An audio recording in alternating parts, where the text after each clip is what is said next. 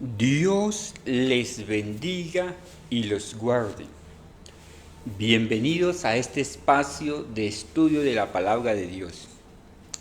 Nos reunimos con el único propósito, primero, de darle la gloria a Dios, de reconocer que necesitamos más de Él cada día y de aprender de la palabra de Dios, ya que la palabra de Dios es ese manual del usuario, del humano, son esos pasos a seguir para que nos vaya bien.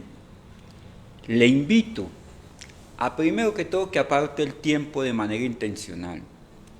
Si conoces de alguien que quiere aprender la palabra de Dios, por favor, hágale llegar el link. Y si tú ya estás dispuesto para aprender, vamos a buscar una Biblia y vamos todos al estudio. Vamos a orar. Bendito Padre Dios, en el nombre de Jesucristo, tu Hijo amado, nos acercamos confiadamente ante el trono majestuoso de tu gracia para alcanzar misericordia para el oportuno socorro. Te suplicamos que nos hables de tal manera que nuestro espíritu se ensanche, que seamos más espirituales, Señor, que nuestra alma aprenda de los dichos de tu boca escritos en la palabra de Dios. Ayuda nuestro intelecto, nuestro entendimiento para poder, Señor, no solamente hoy es ser oidores, sino hacedores de lo que dice la Escritura. Señor, yo te clamo por mi vida, pero también por la vida de aquellos que están al otro lado de las redes, Señor, para que tú en tu misericordia nos instruyas, en el nombre poderoso de Cristo Jesús. Amén. Aurora, Dios te bendiga y te guarde. Que el Señor Dios Todopoderoso se muestre misericordioso contigo. Vamos a ir a la carta del apóstol Pablo a los Efesios. Estamos estudiando esa primera oración que Pablo hace a los Efesios, que va desde el verso 15 al verso 23. Pablo sabía que los efesios eran una iglesia que profesaba la fe y el amor, pero Pablo va más allá y les dice que es necesario que reconozcan, que aprendan a qué esperanza Dios los llamó y cuáles son las riquezas de la herencia en Dios. Y el tema que hoy nos ocupa, después de hablar de la esperanza, la herencia en Dios, el tema que hoy nos ocupa son los versículos 18 y 19 del primer capítulo de la carta del apóstol Pablo a los Efesios. Dice así, vamos a leer Efesios 1, 18 y 19. A Pablo, hablando a los Efesios, le dice que es necesario que oren por su conocimiento, que es necesario que oren para que el conocimiento de Dios les sea derramado. Dice, y alumbrando los ojos de su entendimiento, para que sepan cuál es la esperanza a la que Dios les ha llamado y cuál las riquezas de la gloria de su herencia en los santos y cuál es la supereminente grandeza de su poder, ahí vamos, para con nosotros los que creemos. ¿Cuál es la grandeza de su poder para nosotros los que creemos?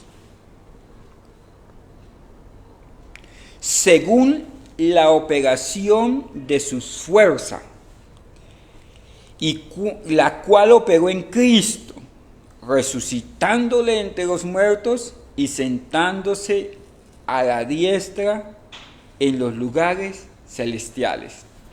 Ese es nuestro texto de hoy, Efesios 1, 19 y 20.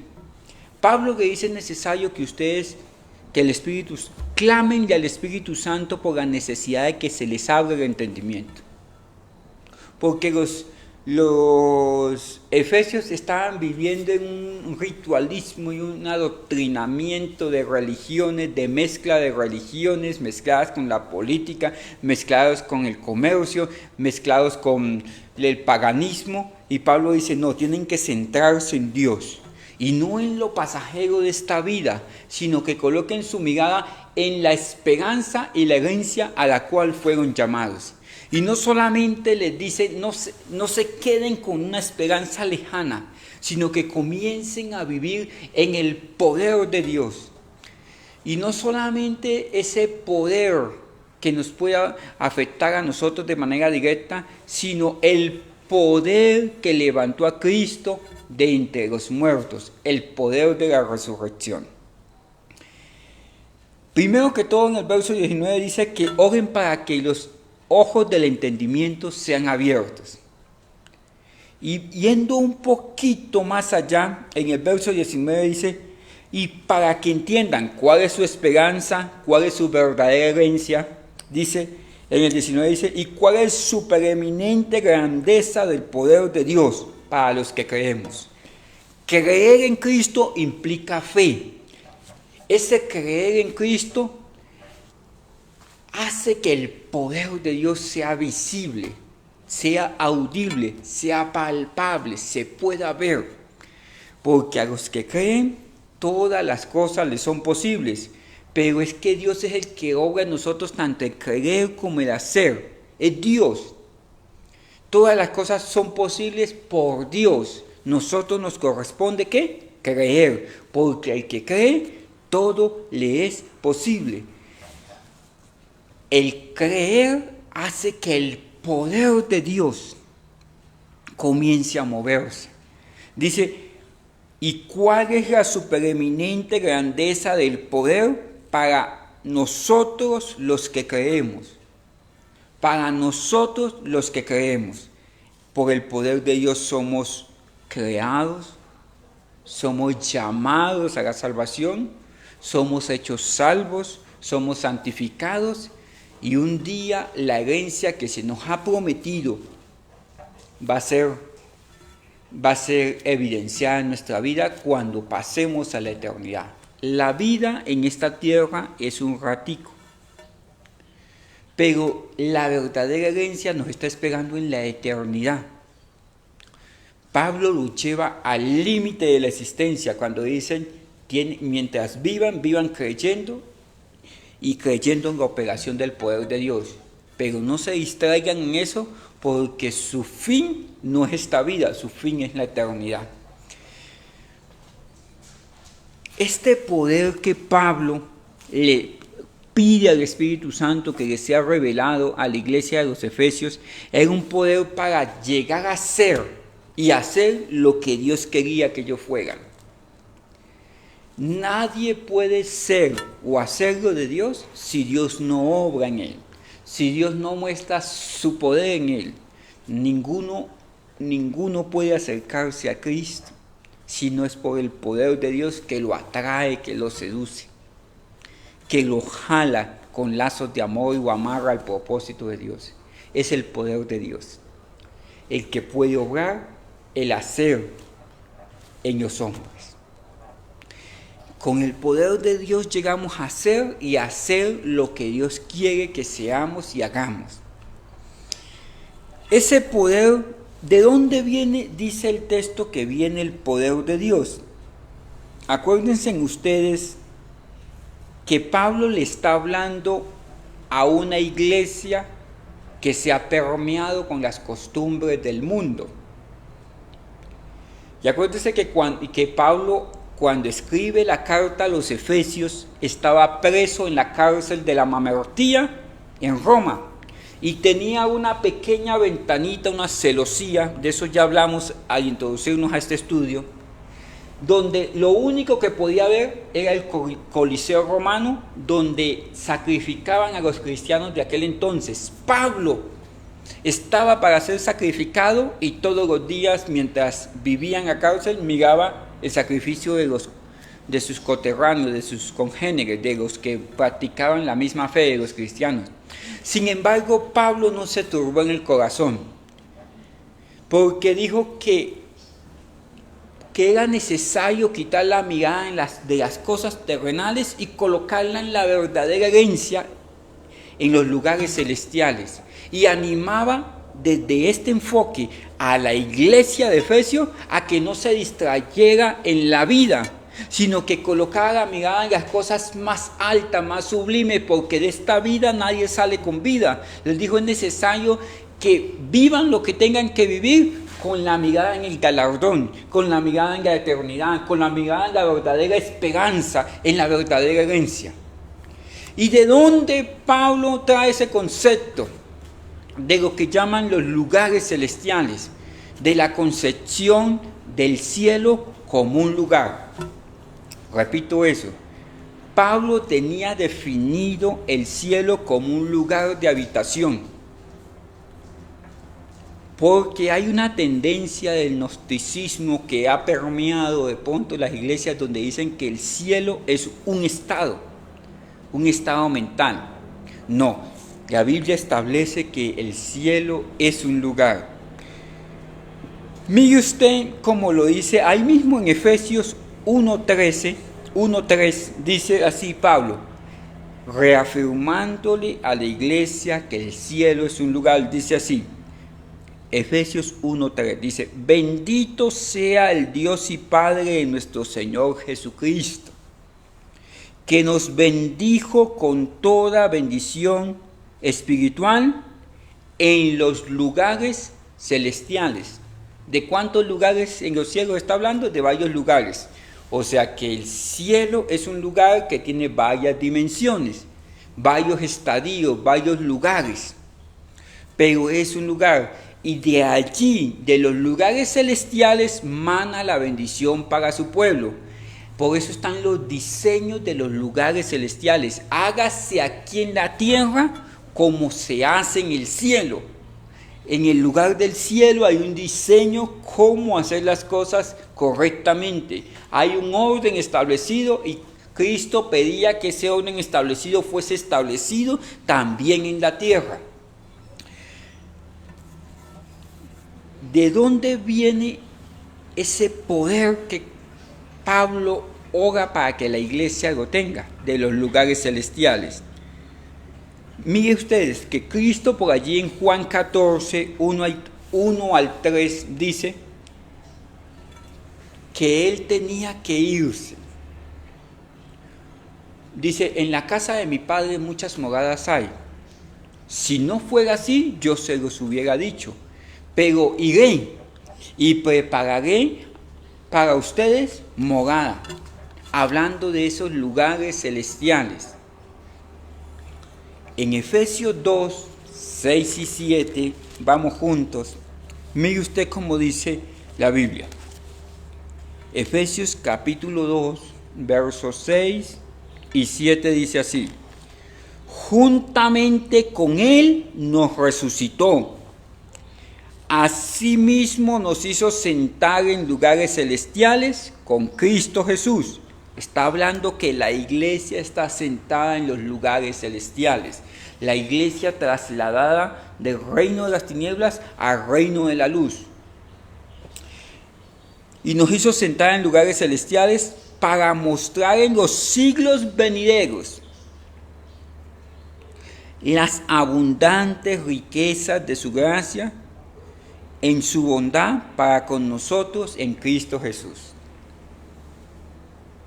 De esos lugares celestiales, de esos lugares donde Cristo decía, como se hace en el cielo, comience a hacerse aquí en la tierra, es donde emana el orden para los renacidos en Cristo Jesús, para los salvos, para aquellos que creyendo en Cristo son herederos de eterna salvación, no por justicia propia ni por obras propias, sino por el mero afecto de su voluntad, porque por gracia somos salvos.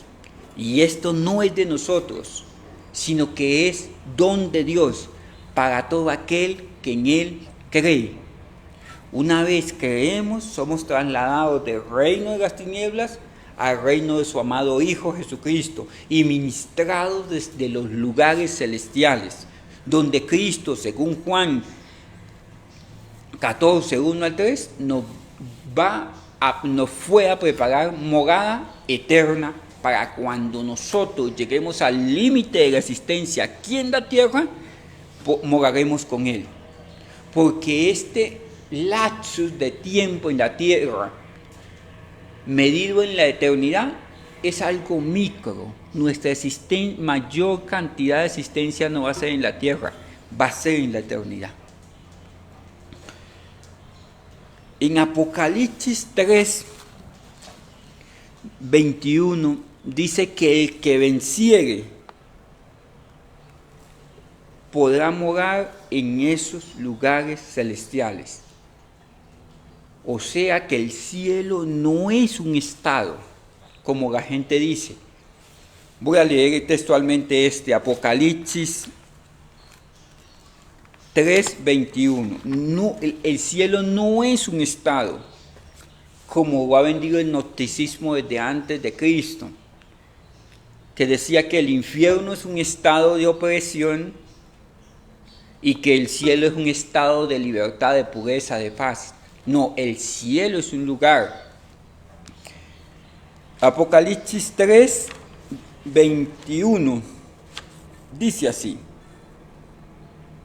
al que venciere, le daré que se siente conmigo en mi trono. Ojo, está hablando Cristo. Así como yo he vencido y me he sentado con mi Padre en su trono. Es un lugar.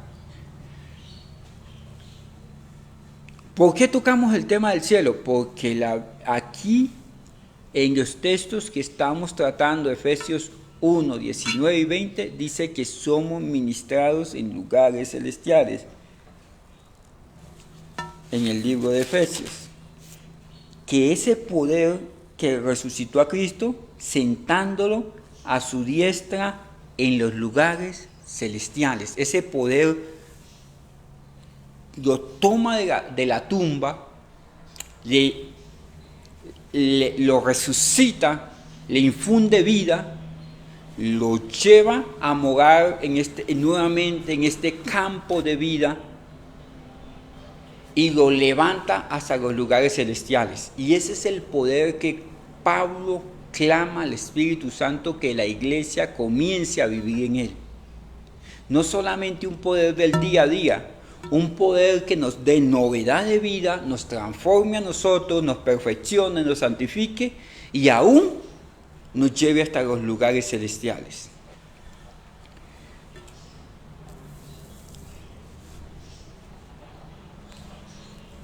Aquí en el texto que nos ocupa, que Pablo le dice, necesitan abrir el entendimiento a las cosas espirituales para que entiendan cuál es la herencia a la que Dios los ha llamado, primero. Segundo, que sepan cuál es la esperanza que tenemos en este mundo que no nos puede ser quitada. ¿Y cuál es el poder? Dice 19, y la supereminencia, grandeza de su poder para con los que creemos, según la operación del poder de su fuerza, ese poder que levantó a Cristo de entre los muertos. ¿Quién levantó a Cristo de entre los muertos? Está diciendo aquí que el poder de Dios, que ese mismo poder que levantó a Cristo de entre los muertos es el poder que el cristiano tiene que tener. ¿Quién levantó a Cristo de entre los muertos? El Padre. En Mateo 28, 18 al 20, Cristo dice, toda potestad me es dada, tanto en el cielo como en la tierra. Cristo era Dios. Aquí en el libro de Efesios dice que Dios, el Padre, levantó a Cristo de entre los muertos. Que Dios, el Padre, levantó a Cristo de entre los muertos. Cristo podía levantarse de entre los muertos siendo Dios, porque Mateo 28 dice que toda potestad tiene Él. Mire usted, la resurrección, En Mateo 11:25 Cristo declara esto: yo soy la resurrección y la vida. En Cristo estaba el poder de resurrección. ¿Quién lo levantó? El Padre. ¿Quién lo levantó? Cristo mismo tenía el poder de resurrección. Juan 11:25, estando frente a la tumba de Lázaro, dice: yo soy la resurrección y la vida.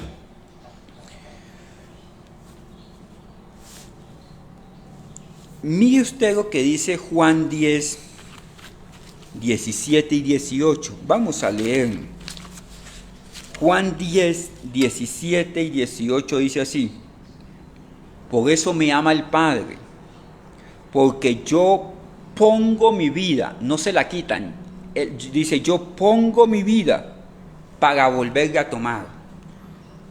Nadie me la quita, sino que yo mismo la pongo. Y tengo el poder para ponerla y tengo el poder para volverla a tomar.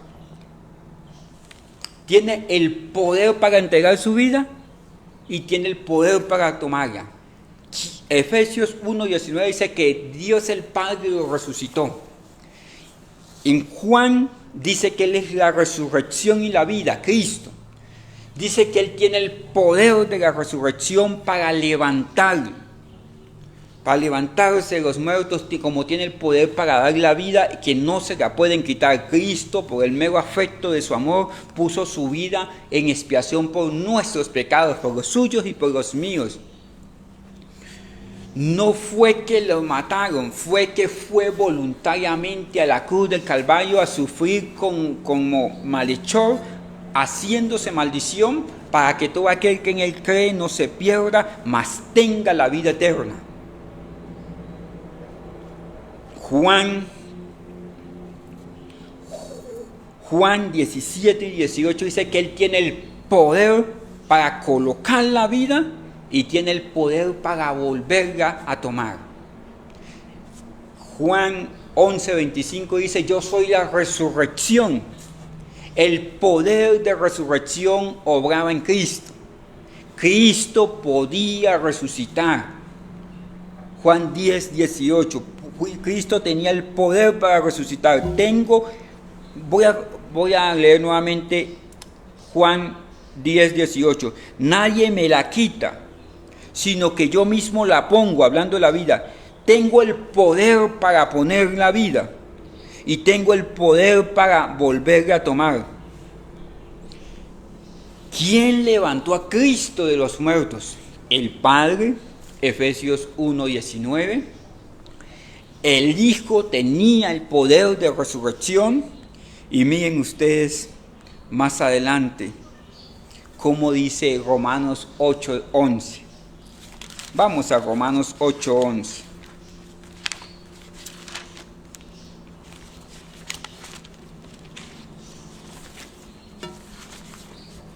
Romanos 8:11 dice así: y el Espíritu Santo y el Espíritu de aquel que levantó de los muertos a Jesús mora en vosotros. Y el que levantó de los muertos a Cristo Jesús vivificará también vuestros cuerpos mortales por su Espíritu que mora en vosotros. Romanos 8:11 dice que en la resurrección de Cristo operó el Espíritu Santo. Es más, en Hechos 2:32, mire cómo lo dice. Hechos 2:32 dice así: a este Jesús resucitó Dios, aquí está hablando del Padre, de lo cual todos nosotros somos testigos. Bueno, vamos a consolidar estas ideas. Hechos 2:32 dice que Dios el Padre resucitó a Cristo. Efesios 1:19 dice que Dios el Padre resucitó a Cristo. Romanos 8:11 dice que el Espíritu Santo operó la resurrección de Cristo, resucitó a Cristo. Juan 1:11-25 dice que Cristo es la resurrección y la vida. Juan 10, 17 y 18 dice que Cristo tiene el poder para resucitar, para poner la vida y para volverla a tomar. Pablo vuelve a establecer al Dios trino, el Dios que se manifiesta en tres personas, siendo uno, en la resurrección de Cristo. Acuérdense ustedes que en el primer capítulo de Efesios se muestra Dios el Padre, Dios el Hijo y Dios el Espíritu Santo. Y aquí vuelve a operar la Trinidad en la resurrección de Cristo. Y por eso le dice, es necesario que ustedes oren por que se les abra el entendimiento de las Escrituras. Primero. Segundo, tengan esperanza. Tercero, sepan cuál es la herencia. Y cuarto, que comiencen a operar en ese poder de Dios. Y no solamente en ese poder de lo vivencial, sino el poder de la resurrección que obra en Cristo para levantarlo entre los muertos. Pablo está llevando a la iglesia al límite de la existencia. No se queden acá con lo pasajero. Vivan revestidos de Cristo, pero también vivan con la esperanza de nuestra genuina herencia en la eternidad. No se distraigan acá, adoren a Dios, sigan siendo iglesia de fe, iglesia de amor, iglesia de servicio, pero necesitan seguir militando hacia la eternidad, preparando su alma, predicando el evangelio, extendiendo el reino, haciendo lo que corresponde hacer, porque nuestro galardón es hacia allá, hacia adelante. No se distraigan en lo segundo. Y el Espíritu Santo es el que obra esa resurrección de Cristo. El Padre es el que obra también esa resurrección de Cristo, y Cristo mismo está involucrado en la resurrección. O sea, el Dios de la misericordia obra el poder de la resurrección. ¿Por qué es tan importante la resurrección para un cristiano? Porque la misión de Cristo no era la cruz. La misión de Cristo no era la cruz. Cristo, aun cuando le dijeron no vayas a Jerusalén porque vas a morir en manos de pecadores, le dijo a uno de sus discípulos, apártate de mí, Satanás, porque hacia allá voy. Iba a la cruz, pero su misión no era la cruz. Porque en la cruz los pecados de la humanidad fueron juzgados, pero por su resurrección se hizo primicia de los que hemos de resucitar. Mire cómo lo dice 2 Corintios 3, 18 y 19. 2 Corintios 3, 18 y 19.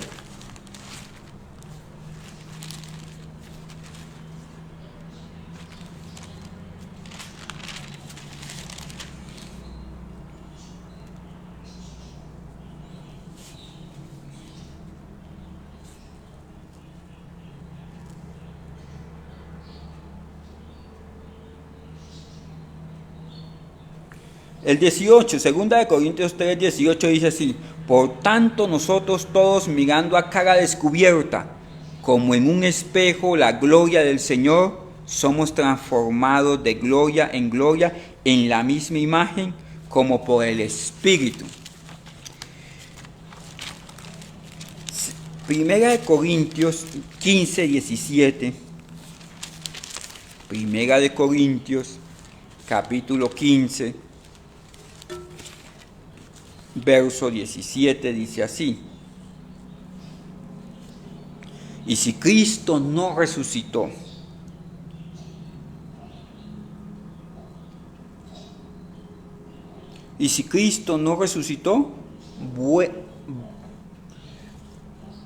vuestra fe es vana. Si Cristo no resucitó, nuestra fe es vana, y aún estamos en nuestros pecados. Porque Cristo fue expiación por nuestros pecados en la cruz, pero nos hizo primicias de nuevas y mejores promesas y de la vida eterna en su resurrección.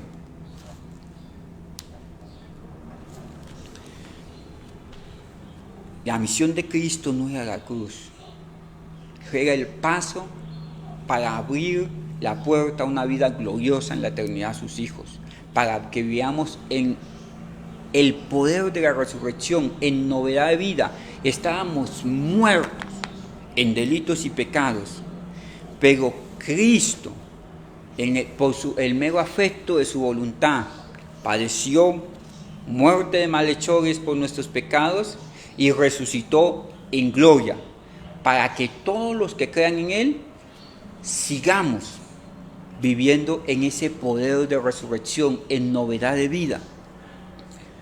La frontera final es la resurrección. La frontera final de nosotros es la resurrección.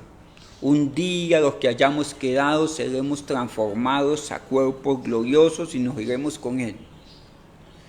Y los que muramos seremos levantados, transfigurados y partiremos a la eternidad.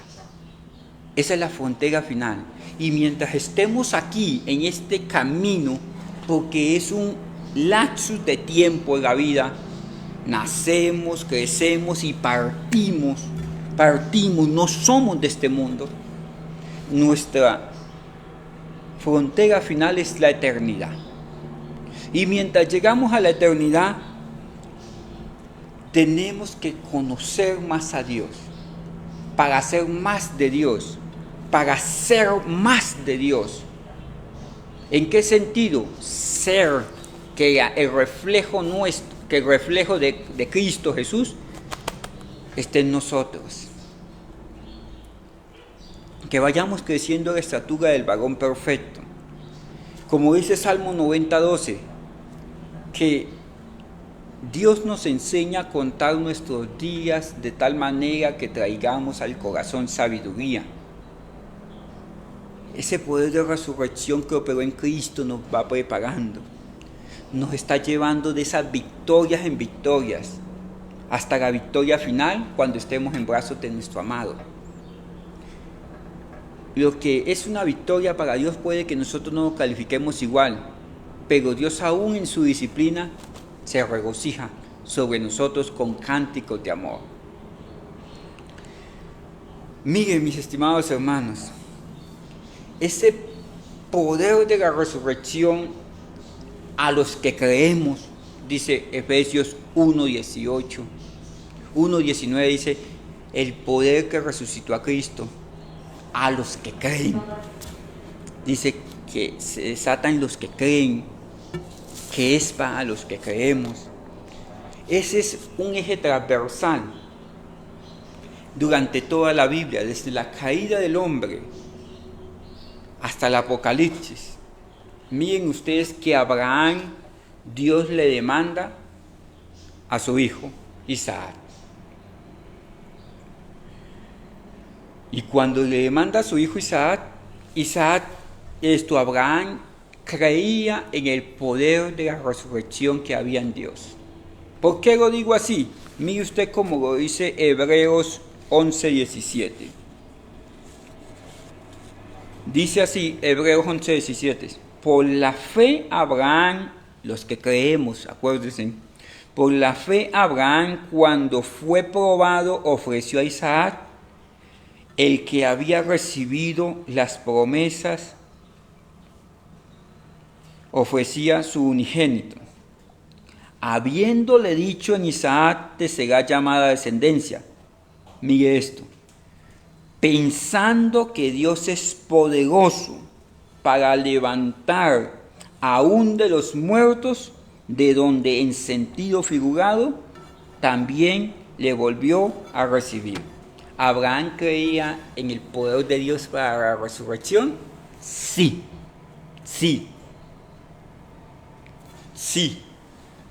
Cuando leemos algunos escritos sobre la muerte de los hijos de Aarón, uno lee algunos escritos de los hebreos y Aarón tenía la plena convicción de que sus hijos iban a levantarse. Es más, algunos creen que los hijos de Aarón se van a levantar. No es tema de discusión ni es nuestro tema de estudio hoy, pero era de las convicciones que tenía Abraham, que ellos iban a resucitar. Mire usted el poder de la resurrección, cómo estaba trazado en el Nuevo Testamento. Pablo, en el texto que nos ocupa, dice, en el 20, que es Efesios 1:20, dice, el cual operó en Cristo resucitando entre los muertos. ¿El cual quién es? El poder, dice, El 19 dice, la supereminencia, grandeza del poder para nosotros los que creemos. Pablo establece que el poder de la resurrección operó en Cristo y que ese poder está disponible a los que creen. Pablo lo dice a los tesalonicenses, que los muertos en Cristo resucitarán primero. En Juan 11 se presenta la muerte de Lázaro. Cristo expresa en Juan 11:25, yo soy la resurrección y la vida. Y le dice Cristo a las hermanas de Lázaro, quiten la piedra, porque Él era la resurrección y la vida. Y Él le dice, tu hermano resucitará. Y Marta dice, sé que resucitará en el día postrero. O sea que tenían el conocimiento del poder de la resurrección. Que Dios es el Dios que puede levantar de los muertos. Ellos entendían por creer, por la fe, que había ese poder de la resurrección. Y en todo el Nuevo Testamento, en Romanos 8:11, se establece que el Espíritu Santo obra el poder de la resurrección. Es una línea transversal y es nuestra esperanza genuina. ¿De qué vale vivir en esta vida si Cristo no resucitó? Dice Pablo, si Cristo no hubiese resucitado, seríamos dignos de conmiseración. Si no se hubiese operado la resurrección de Cristo, aún estaríamos en nuestros pecados, 1 Corintios 15:17. Y nuestra fe sería vana. Mire usted esto, mi estimado hermano. Vamos a terminar leyendo el texto con el cual iniciamos. Efesios 1:19 y 20 dice, ¿y cuál es la supereminente grandeza de su poder? Hablando del poder de Dios. Pídanle a Dios que sepan cuál es su herencia, cuál es su esperanza y cuál es el poder de Dios.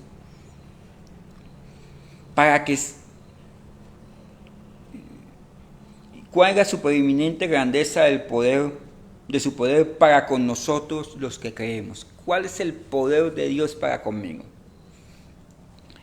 Según la operación del poder de su fuerza, según Él lo determine el hacer para mí. Según Él determine cómo va a ser su voluntad sobre cada uno de nosotros. Él tiene poder para colocar su vida, para levantarla, pero también tiene poder para sustentarme. También tiene el poder para convertir mi alma que estaba vendida al pecado. También tiene el poder de resucitarme cuando estaban muertos en delitos y pecados. También tiene el poder de gobernar sobre mis hijos. También tiene el poder de guardar su iglesia en la lucha contra las puertas del Hades, contra el pecado circundante. También tiene el poder de guardar a sus escogidos.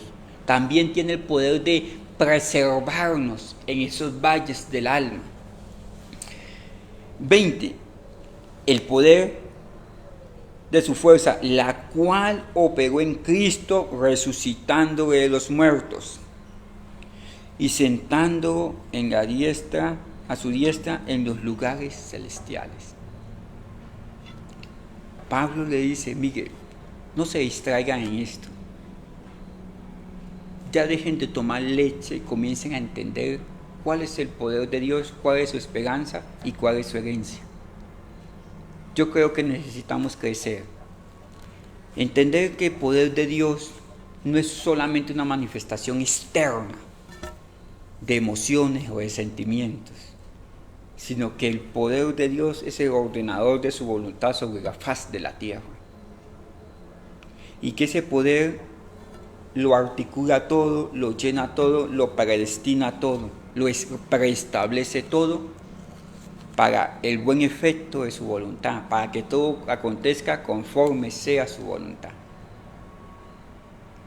Y ese poder, la máxima expresión es que resucitó a Cristo entre los muertos y lo sentó en lugares celestiales, y en eso se basa nuestra fe. en que Cristo es primicia de los que resucitaremos, que Cristo sentado en lugares celestiales es primicia de los que un día moraremos en la eternidad en lugares celestiales. Vamos a orar. Padre, en el nombre de Cristo, hoy te suplicamos lo que pedía el apóstol Pablo para los Efesios, en la carta a los Efesios capítulo 1, versos 17 y 18. Que nos sea abierto el entendimiento para que nosotros podamos ver a qué nos has llamado, cuál es nuestra verdadera esperanza y cuál es nuestra verdadera herencia. Y queremos, Señor, conocer, experimentar la supereminencia, fuerza y poder de Dios, que así como levantó a Cristo de los muertos, lidie con nuestra naturaleza, con nuestras circunstancias, Señor, para hacer y hacer más como tú quieras. Ser lo que tú quieres que seamos y hacer lo que tú quieres que hagamos, Señor. Padre, en el nombre de Cristo, yo como el pastor de la iglesia presento a tu pueblo que se ha conectado al estudio bíblico. Señor, sabemos que el estudio bíblico requiere, Señor, conocimiento de las Escrituras, Señor, y dedicación al estudio. Ayúdanos para que en estos momentos de estudio podamos concentrarnos, podamos aplicarnos al estudio de la palabra de Dios. Ayúdanos, Señor, muéstranos tu gracia, obra en nosotros tanto el querer como el hacer por tu buena voluntad. Señor, mira a cada persona que se ha conectado. Señor, mira sus peticiones, sus necesidades, y permite que ellos puedan ver tu bien en la tierra de los vivientes. Les bendecimos en el nombre de Cristo. Que el Señor tu Dios te bendiga y te guarde, que haga resplandecer su rostro sobre ti, que tenga de ti misericordia y coloque en ti paz en el nombre de Cristo. Mis estimados hermanos, Dios me les bendiga grandemente. Le invito a la oración en línea este viernes a las 7 de la noche por este mismo medio. Vamos a estar orando, clamando, haciendo intercesión, pidiéndole al Señor por nuestras peticiones. Nos vemos el viernes a las 7 de la noche. Dios les bendiga.